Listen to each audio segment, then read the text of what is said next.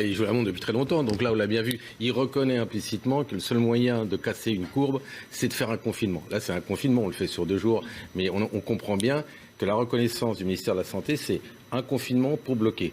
Donc maintenant, toutes les zones qui auront autant de contagion devront être bloquées aussi. Implicitement, c'est une logique à la fois politique et médicale. D'accord. Bien sûr que ça aura un effet, de toute façon. Qu'on arrête de se faire du mal à la tête, moins on sera les uns sur les autres, moins on aura le virus. Donc c'est sûr qu'on confine, il y aura moins de virus et de circulation. Il n'y a pas besoin d'être médecin pour ça, juste un tout petit peu de logique. Donc vous êtes favorable? Bien sûr que je suis favorable. Avec la situation qu'on a aujourd'hui, enfin, on ne va pas le répéter tout le temps, mais regardez où il en est. Je veux dire, interroger les profs de réa, tout ce qui peut se passer. On n'en peut plus. On transfère. On transfère des Alpes-Marines en Bretagne, parce que pour l'instant, en Bretagne, c'est en vert. Voilà, on est dans quelques mois dans le passé avec un taux de décès qui était quand même énorme. Donc voilà, on se retrouve 1 an, 6 mois avant. Par palier. Ça fait 2 mois qu'on nous prépare. Ça fait 2 mois. On attendait. Voilà. Ça a été un peu le choix du gouvernement. On va voir si on peut tenir sans confiner. C'était tout le choix depuis le début. Là, on se rend bien compte que c'est plus tenable dans certaines régions, dans certains départements, donc les décisions tombent. Les décisions, en effet, en accord avec les élus locaux, parce que les élus locaux sont aussi en responsabilité de la sécurité et donc de la santé. Et voilà, avec des taux aussi élevés que ça, à 500, à 700. Je vous rappelle qu'en Seine-Saint-Denis, on est à 350 aujourd'hui. Donc, il n'y a aucune raison aujourd'hui que ça ne touche pas les autres départements. Il aurait fallu confiner avant, quand les voyants étaient déjà au rouge et pas au noir. Voilà mon avis. Vous savez, comme je dis à chaque fois, là, quand on est à l'hôpital, quelqu'un est contagieux, on va l'isoler dans sa chambre. Mais de toute façon, on n'isole pas en France. Excusez-moi ? On n'isole pas en France. Pour moi, isoler, c'est confiner, c'est ça que je veux vous dire. Donc on aurait pu confiner. Là, on confine. De toute façon, un week-end, ça s'appelle le confinement. Donc on arrête de dire qu'on confine plus, c'est fait. On a confiné, on a lâché, on pouvait plus tenir, et c'est bien de le reconnaître, hein, c'est bien. Mais je dis toujours encore qu'on manque un peu d'anticipation, parce que là, on aboutit à un fait où on transfère des lits de réa du sud à l'ouest. Ça a été commandé il y a plus d'1 mois et demi par les Allemands, et plus de doses. Juste pour dire qu'on est encore là. 100 000 doses. Mais parce qu'effectivement, ils attendaient, en tout cas en France, on attendait les autorisations sanitaires pour pouvoir le mettre en place. Non, les anticorps ont été testés depuis longtemps. Ils viennent de laboratoires qui sont américains, qui ne sont pas français, d'accord. Non, mais la France. Oui, mais attendez, on a encore du retard. L'Agence nationale du médicament vient de donner son accord. On peut chamailler. Je vous dis vraiment qu'il faut quand même accélérer. Et bien qu'on parle, et Karim me disait justement, la problématique aujourd'hui, c'est la vaccination. On n'en sortira pas. Et ça ne va pas aussi vite qu'on peut le croire. Et c'est le vrai problème. Après, on fera un comeback. Pourquoi l'Europe, la France, je ne sais pas. Mais vraiment, sur le terrain, on ne va pas assez vite. Je vous promets, il y a des exemples qui sont criants de gens qui peuvent... Alors racontez-nous, vous qui êtes justement maire et qui vous avez, j'imagine, des centres de vaccination. Non, moi c'est une petite commune du 93. Donc pour les très impacté. Très impacté, puisqu'on est pratiquement à 350 pour 100 000. On a où il y a le moins de vaccination, en fait, c'est dans la Seine-Saint-Denis, paradoxalement. Puisque c'est toute la critique que j'ai fait initialement au gouvernement, c'est d'avoir fait... En fait, on fait un calcul de centres et de doses pour un département, et les autres départements peuvent venir. Il y avait un illogisme, mais on aboutit à un tiers qui viennent de l'extérieur. Les frontières sont prises. Non, mais attends, la majorité, je peux vous assurer, sur la Seine-Saint-Denis, c'est plus l'extérieur qui vient en Seine-Saint-Denis. Pourquoi ? Parce que les gens n'ont pas accès forcément à l'ordinateur, aux prises de rendez-vous. C'est pas pour vous critiquer, mais quand on dit qu'on travaille avec le préfet, qu'on fait les commandes départementales, on laisse aux citoyens du département. Non, mais vous avez tout à fait raison, et c'est bien pour ça que le 18e... Répétez la phrase.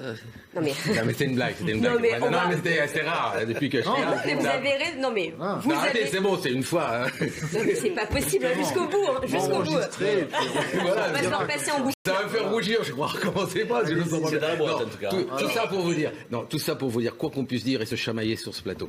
Si on n'accélère pas la vaccination, bien qu'elle accélère doucement, on va pas assez vite. Il faut que Johnson il arrive. Il faut que nous les généralistes. Hier, j'avais qu'une dose, d'accord, pour 10 personnes. Un flacon. Oui, un flacon. J'ai un flacon. J'espère en avoir d'autres. Je peux faire toute la nuit. Les gens vont venir parce que maintenant ils sont convaincus. Le message, Appel est passé là. Non, mais attendez. Alors là, ça ne me pose aucun problème. Je suis du 24-24 parce que les gens qui viennent, on comprend bien qu'on est en train de. Il faut accélérer. Et on va pas venir. T'as raison, Karim. Toute cette histoire, les trépieds. Moi, le seul trépied qui m'importe aujourd'hui, c'est la vaccination. Ok, il y en a un qui est un peu moins bon que les autres, comme les antibiotiques. Allons-y. Johnson, allons-y. Les médecins, allons-y. Et voilà, on va accélérer. Mais justement, ils proposent des navettes aussi pour Si vous saviez le nombre de personnes de plus de 75 ans dans ma ville qui n'ont pas accès, donc c'est nous, en mairie, j'ai mis une Non, mais là, c'est la CPM qui les appelle. Oui, je sais, non, c'est moi qui appelle Bobigny, parce que c'est le préfet qui nous a mis ce numéro. C'est un centre, mais il y en a tellement qui n'ont pas accès. Je vous assure que la réalité, des fois, on a des témoignages.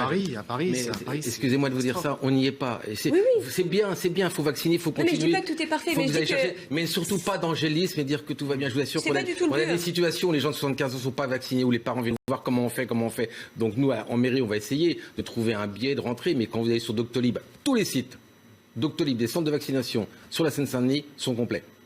Tous. C'est vrai. Donc il nous reste plus qu'un. Justement. Moi, je salue tout le monde. Je salue tout le monde, et en marchant ou pas en marchant, je sais pas, ça c'est vous qui marchez. Moi, ce que je veux vous dire par là, non, c'était une blague. Ce que je veux vous dire par là, c'est que voilà, pour moi, ça va pas assez vite. Vous me parliez de marathon, non, j'ai pas collé au terme marathon qu'on me disait. C'est un sprint. C'est parce que je vous rappelle quand même qu'on a récupéré un variant qui lui il sprint, qui peut se multiplier par 5. Donc il faut sprinter là. Faut sprinter. Ah oui. Il est arrivé, donc ça a changé un peu la donne, hein, c'est clair, parce qu'un avocat arrive, ça change tout. Moi, je vais rester médecin, voilà, je suis désolé, je vais parler de médecine, je vais essayer de sauver les gens. Alors, c'est sûr qu'on ne peut pas avoir le même discours tous les deux, malgré que je l'apprécie beaucoup, je le dis très, très clairement aujourd'hui. Mais des choses à remettre en place.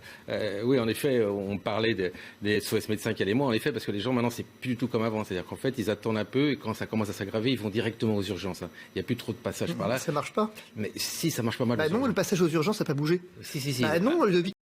Je suis désolé, en Ile-de-France, effectivement, reprends les chiffres. Hein. Mais attends, je suis un tout petit peu en Ile-de-France. Mais reprends les chiffres, donne-moi les chiffres. Je suis un tout petit peu médecin, je te dis qu'il passe, et je vais te dire même. Moi, je te dis, tu passe, donne-moi les chiffres. Je peux finir. Je te dis tout simplement qu'on a déprogrammé à hauteur de 50%. Ça n'a rien à voir. Mais si, parce que ces gens qui passent par les urgences vont... Je te dis aujourd'hui que tout simplement, les taux sont alarmants en Seine-Saint-Denis, d'accord? Parce que tout simplement, on est dans un déplacement très concentré, et plus il y a une concentration, et plus une épidémie, quelle qu'elle soit, passage par la bouche, est augmentée. Ça, c'est médical. Et c'est pour ça que les chirurgiens, ils mettent un masque. C'est pour ça qu'on rentre dans une chambre où il y a un patient qui est contagieux, on met un masque. Il n'y a pas de discussion possible, d'accord, sur ça. La proximité est un facteur majorant toute contamination. Donc ça, c'est clair. Donc, en effet, confiné, moi, dans la logique médicale, c'est-à-dire que les gens ne se voient pas ou se voient moins, ça diminue de facto. Il n'y a pas besoin de faire médecine ou d'être avocat pour constater cela. Maintenant, tu remets tout en doute. Je te comprends. Nous, médical, c'est pas seulement les épidémiologistes qu'on dit qu'il fallait pas. C'est les chefs de... les épidémiologistes, je suis très... j'ai un peu de recul par rapport à eux. Mais ceux qui sont sur le terrain, d'accord, les médecins, les réanimateurs, ceux qui reçoivent les urgences, disent en effet, là, il faut confiner parce que tout simplement, on peut plus en recevoir de nouveaux. On peut plus recevoir de nouveaux patients dans certains hôpitaux, notamment dans les Alpes-Maritimes. La preuve, c'est qu'on transfère. Alors, on peut continuer à transférer. On peut dire qu'il faut continuer à se voir. Moi, je vous dis aujourd'hui que médicalement, et je comprends ton discours et celui de Karim qui me dit sociétalement et économiquement, mais moi je suis là en tant que médecin, peut-être un peu trop carré, d'accord, mais moi côté médical, ce que je veux, c'est qu'on puisse continuer à soigner les pathologies, les cancers, les hypertensions, les stènes. Je veux qu'on continue à ça, parce que sinon, quand tout sera fini, ça va être une catastrophe. Cet argument n'est pas un... Voilà, ça allait au-delà de là. On nous avait dit que le masque servait à rien. Et nous, les soignants, ça ne pouvait pas durer cette histoire. C'est pas pour mettre un peu la panique, c'est arrêter de nous raconter des bobs. On va dire aux gens, on ne met pas les masques, ça sert à rien. On le sait tous depuis longtemps. Mais d'ailleurs, ça, la procédure, ça tient pas la route. Et heureusement, heureusement que ça a changé. Imaginez qu'aujourd'hui, ils continuent à nous dire que ça sert à rien. Non, faut arrêter. On met un masque pour pas que le virus. C'est pareil que le confinement. C'est un masque, c'est un petit confinement. Ok? Après, on peut avoir des gros confinements. C'est ça. Maintenant, c'est pas toi contre moi. Vous avez raison. C'est tous ensemble, y compris avec le gouvernement, pour que les vaccins arrivent le plus rapidement possible. C'est ça. Aujourd'hui, moi, je vous dis qu'il y a des endroits aujourd'hui où c'est très compliqué au point de vue médical, d'accord, et de prise en charge, les vaccins ne sont pas au rendez-vous, et même si on les livrait aujourd'hui, l'immunité, c'est un mois après. Et là, on est à 15 jours. Hein. Et attention. Là, d'ailleurs, Castex, il va revoir son truc dans une semaine, pas dans un mois, d'accord?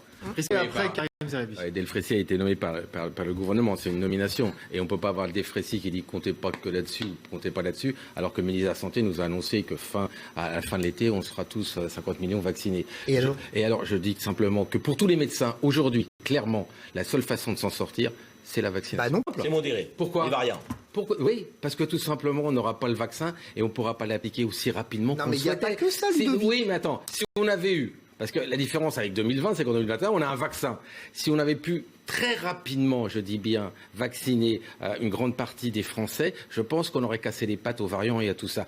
On n'a pas su le faire. Et c'est vrai que Delfrécy, qu'est-ce qu'il fait? Là, il réfléchit en fait à l'échec de la vaccination rapide. Et il est obligé d'y penser. Mais je ne dis pas le contraire. Mais tout simplement, ça nous dit très clairement aujourd'hui que la vaccination, on ne l'a pas menée comme on aurait dû la mener, comme dans certains pays, très rapidement. Et donc, on va se retrouver en effet avec des variants qui vont arriver, et on les voit partout, en Ile-de-France, partout, et qui vont nous mettre en difficulté. Ou d'ailleurs, tous les labos sont en train de travailler sur le prochain vaccin, comme pour la grippe chaque année. Chaque année, on change le vaccin de la grippe. Je vais vous dire, je suis pas d'accord. J'ai lu, parce que je prends les fiches du Vidal de tous les vaccins et du prochain qu'on va arriver. Je regarde les phases 1, les phases 2, les phases 3. Il est clair que les 2 premiers ARN messagers protègent. Il a fait des études sur les plus de 75. Ce que n'avait pas fait ce que n'avait pas fait AstraZeneca.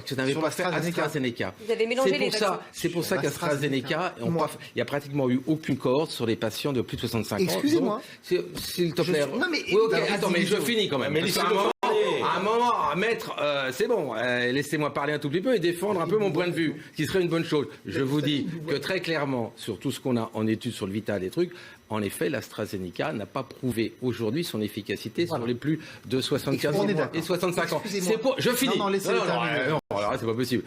C'est pour ça aujourd'hui qu'il y a un creux entre les 65 et les 75 ans, parce qu'on ne sait pas quoi leur donner aujourd'hui, et on leur donne que de l'ARN messager, parce que pour l'instant, les études faites sur AstraZeneca et les retours nous laissent, et on fait, en effet, on a raison de le faire, on le donne en dessous de 65, de 50, 64. Voilà, ça c'est la réalité. Mais on pourra... Attends, non, mais il ne faut pas semer. Attendez, on n'est pas sur un plateau pour tout remettre en question. Pourquoi ? Parce que nous, on a vacciné les gens. Et ça, c'est des vérités.